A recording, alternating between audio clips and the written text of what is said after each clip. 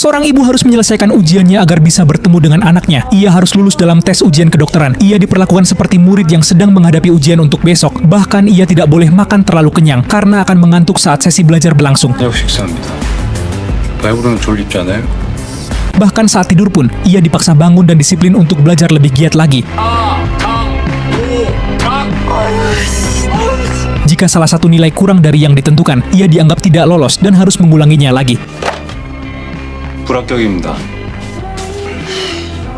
Layaknya manusia yang mempunyai sifat kebosanan, ia pun berusaha kabur dari rumahnya sendiri. Namun saat membuka pintu, pinnya sudah diganti oleh pria tersebut. 요새 생일이에요. 아시려나?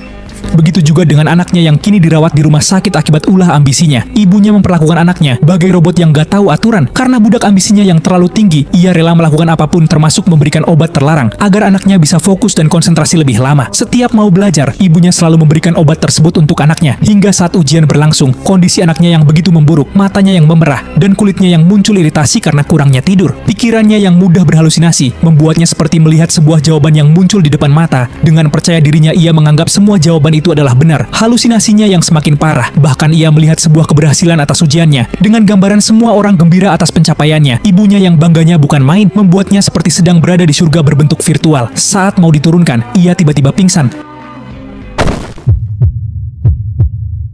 Begitu pengumuman hasil ujian sudah muncul, ibunya memeriksa hasil ujian anaknya. Melihat nilai anaknya yang kurang dari ekspektasinya, ibunya marah-marah nggak karuan, bahkan tidak peduli dengan kondisi anaknya yang mulai sekarat. Akibat dari budak ambisinya, anaknya yang menjadi kecanduan dengan obat tersebut kini memintanya lagi. 엄마, 나 약 좀 주세요.